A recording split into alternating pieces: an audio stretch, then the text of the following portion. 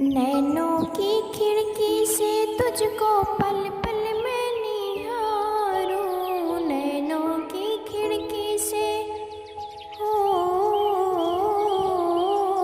नैनों की खिड़की से तुझको पल पल मैं निहारूं, मन में बिठा लो तेरी आरती उतारूं, मन में बिठा लो तेरी आरती उतारूं। ओम नमः शिवाय। भक्तजनों, हर हर महादेव। श्री शिव महापुराण भाषा चतुर्कोटि रुद्र संहिता का 14वां अध्याय। सोमनाथ ज्योतिर्लिंग उत्पत्ति का वर्णन की कथा हम आगे सुनेंगे। सूत जी बोले, हे मुनीश्वरों, अब मैं आप लोगों से ज्योतिर्लिंगों के महात्म्य तथा उनकी और भी उत्पत्ति को कहता हूँ। ध्यान देकर सुनिए। यद्यपि शिवलिंगों के महात्म्य को कोई 100 वर्षों में भी नहीं कह सकता, तथापि जैसा मैंने अपने सद्गुरु से सुना है, आपसे कहता हूँ। हे मुने, उन ज्योतिर्लिंगों में सोमनाथ पहले कहे गए हैं, इसलिए अब पहले ही उन्हीं का महात्म्य सुनिए। हे मुनीश्वरों, जब महात्मा प्रजापति दक्ष ने अपनी 27 कन्याओं को चंद्रमा के लिए दान किया, तो वे कन्याएं चंद्रमा को और चंद्रमा उन कन्याओं को प्राप्त कर वैसे ही शोभित हुए जैसे स्वर्ण से मणि और मणि से स्वर्ण की शोभा होती है। पश्चात उन 27 पत्नियों में चंद्रमा को रोहिणी नाम की पत्नी जितनी प्रिय हुई, उतनी अन्य नहीं। तब रोहिणी को छोड़कर अन्य कन्याएं दुख पाकर अपने पिता दक्ष की शरण में गईं और जाकर जो दुख था पिता से कह सुनाया। उसे सुन दक्ष को बड़ा दुख हुआ और वो चंद्रमा के पास जाकर बोले कि हे कलानिधे, तुम विमल कुल में उत्पन्न होकर अपने आश्रितों में न्यूनाधिक व्यवहार करते हो, फिर भी अब तक जो हुआ उसे भूल जाओ और आगे ऐसा ना करना, क्योंकि ऐसा करने से तुम नरकगामी होगे। इस प्रकार अपने जामात्र को समझाकर दक्ष जी घर लौटे, परंतु शिव माया से मोहित चंद्र ने उनकी बात पर कुछ भी ध्यान ना दिया और बलवान भावी के वश में रोहिणी में आसक्त रहकर अन्य किसी का भी आदर ना किया। तब कन्याओं के तिरस्कार का समाचार सुन दक्ष जी फिर दुखित भाव से चंद्रमा को नीतिमय उपदेश देने और प्रार्थना करने आए, परंतु उनका विचार उत्तम ना पाकर उन्होंने उसे क्षय हो जाने का श्राप दे दिया। चंद्रमा के क्षीणता से हाहाकार मच गया। देवताओं और ऋषियों में व्याकुलता छा गई। इंद्रादिक देवता और वशिष्ठ आदि ऋषि ब्रह्मा की शरण में गए। सारा वृतांत कहा। ब्रह्मा जी विस्मित हो गए। फिर शिव जी की माया की प्रशंसा करते हुए चंद्रमा को दोषी बनाने लगे, क्योंकि चंद्रमा ने और भी कई प्रकार के ऐसे अपराध किए थे। अब चंद्रमा यदि देवताओं को साथ लेकर प्रभास क्षेत्र में जाकर महामृत्युंजय के विधान से शिव जी की आराधना करे तो क्षय से रहित हो सकता है, अन्य उपाय नहीं है। तब देवता और ऋषि ब्रह्मा जी की यह वाणी सुनकर वहाँ से लौटकर उस स्थान पर आए जहाँ चंद्रमा और दक्ष थे। तब देवता दक्ष को आश्वासन देकर चंद्रमा को साथ ले प्रभास क्षेत्र में जाकर शिवार्चना करने लगे। सरस्वती आदि श्रेष्ठ तीर्थों का आवाहन कर पार्थिव विधान एवं मृत्युंजय विधान से शिव जी की पूजा प्रारंभ की। इस प्रकार वहाँ चंद्रमा को शिवार्चन में लगा देवता और ऋषिगण अपने स्थान को चले गए। चंद्रमा ने वहाँ रहकर निरंतर 6 मास तक जप किया। मृत्युंजय मंत्र से वृषभ शंकर जी की पूजा की, मंत्रों से 10 करोड़ आवृत्ति की। तब मृत्युंजय के ध्यान से चंद्रमा के मन को निश्चल समझ भगवान शंकर प्रसन्न हो गए और भक्तों पर कृपा करने वाले शंभु प्रकट होकर अपने उस भक्त के पास आकर बोले, हे शशि, तेरा कल्याण हो। तुमने अपने मन में जो इच्छा की वो वर मांगो, मैं प्रसन्न हूँ, तुमको वही उत्तम वर दूंगा। चंद्रमा ने अपना मनोभिलाषित क्षय नाश करने का वर मांगा। शिव जी ने एवं मस्तु कहकर चंद्रमा को एक पक्ष में प्रतिदिन बढ़ने का वर दिया। ये सुनकर देवता ऋषि प्रसन्न हो शीघ्र वहां आए और चंद्रमा को आशीर्वाद दे हाथ जोड़ प्रणाम कर शिव जी से आदर पूर्वक बोले, हे देवाधिदेव महादेव, आपके लिए नमस्कार है। हे स्वामी, हे प्रभु, हे शंभु, आप पार्वती सहित यहाँ ही स्थित रहें। सूर्य जी कहते हैं, ये सुनकर चंद्रमा ने सद्भक्ति से शंकर जी की स्तुति की। फिर तो वे निराकार प्रभु तक्षण वहाँ साकार हो गए। देवताओं पर प्रसन्न हो उस क्षेत्र की महिमा बढ़ाने के लिए और चंद्रमा के यश के लिए उसी नाम से वहाँ विख्यात हुए। उनका नाम सोमेश्वर पड़ा। जो उनकी पूजा करता है उसके क्षय और कुष्ठादि रोग शांत हो जाते हैं। देवताओं ने उनके ही नाम से वहाँ एक कुंड भी स्थापना की, जिसे शिव जी तथा ब्रह्मा जी ने स्वीकार किया। वो पापनाशक चंद्र कुंड पृथ्वी पर अब तक प्रसिद्ध है। जो मनुष्य उसमें स्नान करता है वो सब पापों से छूट जाता है। यदि कोई निरंतर 6 मास तक इस कुंड में स्नान करता है तो उसके क्षय आदि असाध्य रोग नष्ट हो जाते हैं, तथा जो इस सोमनाथ लिंग के दर्शन करता है वो सब पापों से मुक्त हो मनोभिलाषित फल प्राप्त कर मरने पर स्वर्ग जाता है। इसमें कुछ भी संदेह नहीं। तब इसके फल को देखकर सब देवता और ऋषि सानंद शिव जी को नमस्कार कर क्षय रहित चंद्रमा को साथ लेकर चले।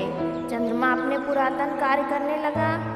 हे मुनियों, इस प्रकार मैंने सोमेश्वर ज्योतिर्लिंग की उत्पत्ति का वर्णन किया। जो मनुष्य इनकी उत्पत्ति को सुनता है उसकी सब मनोकामनाएं पूर्ण होती हैं तथा वो सब पापों से मुक्त हो जाता है। चतुर्कोट संहिता का 14वां अध्याय समाप्त। 15वां अध्याय। सूर्य जी बोले, अब इसके आगे मल्लिकार्जुन की उत्पत्ति सुनिए, जिसे सुनकर भक्तिमान पुरुष संपूर्ण पापों से मुक्त हो जाता है।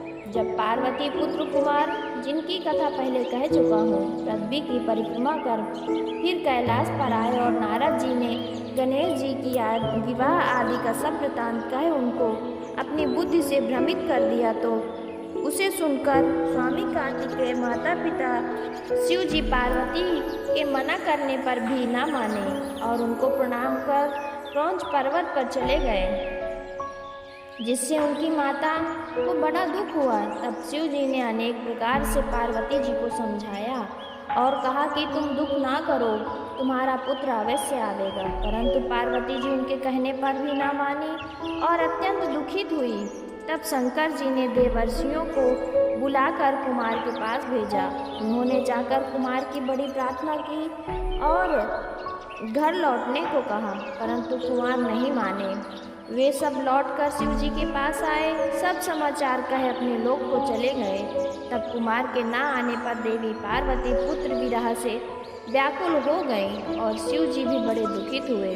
पश्चात दिन के समान लोकाचार करते हुए वे दोनों शिव और पार्वती स्नेह सहित वहां गए जहां कुमार स्थित थे। उधर जब कुमार ने ये सुना कि हमारे माता पिता यहाँ आ रहे हैं, तो वे क्रौंच पर्वत को भी छोड़कर उससे भी 3 योजन दूर चले गए। उस स्थान में अपने पुत्र को ना मिलने पर तथा पुत्र स्नेह से व्याकुल होकर उन्होंने अपनी ज्योति स्थापित कर दी और तथा वहां से अपने पुत्र को देखने के लिए अन्य पर्वतों पर जाने लगे। परंतु अमावस्या के दिन शिव जी और पूर्णिमा के दिन पार्वती जी वहां निश्चय ही जाती रहीं। उसी दिन से मल्लिकार्जुन में शिव जी का वो ज्योतिर्लिंग प्रसिद्ध हुआ, जो अपने दिव्य दर्शन से लोगों के पापों का नाश करता है। इनके दर्शन से मनुष्य के दुख दूर होते हैं, आवागमन से मुक्ति तथा धन धान्य की वृद्धि के साथ प्रतिष्ठा, आरोग्य और मनोरथ की प्राप्ति होती है। इसमें कुछ भी संदेह नहीं। यह मल्लिकार्जुन नाम का दूसरा ज्योतिर्लिंग तुमसे कहा, जो दर्शन से सुखदायक और सब लोगों का हितकारी है। कोटि रुद्र संहिता का 15वां अध्याय समाप्त। 16वां अध्याय। महाकाल ज्योतिर्लिंग उत्पत्ति की महिमा का वर्णन आगे सुनेंगे। ऋषियों ने कहा, हे सूर्य जी, आप धन्य हैं जो व्यास जी के प्रसाद से सब कुछ जानते हैं। हे भगवान, आपने जो ये दूसरे ज्योतिर्लिंग की कथा सुनाई है उसे सुनकर हम तृप्त नहीं होते हैं, अतः आप तीसरे ज्योतिर्लिंग की कथा को हमें कहिए। सूत जी कहने लगे, हे विप्रो, अवश्य ही मैं धन्य और कृतकृत्य भी हूँ जो इस प्रकार की सत्संगी को प्राप्त हुआ हूँ, क्योंकि सज्जनों की सत्संगति धन्य होती है। इसलिए मैं अपने को बड़ा भारी मानकर उस पाप नाशक कथा को कहता हूँ जो आप लोग आदर से सुनिए।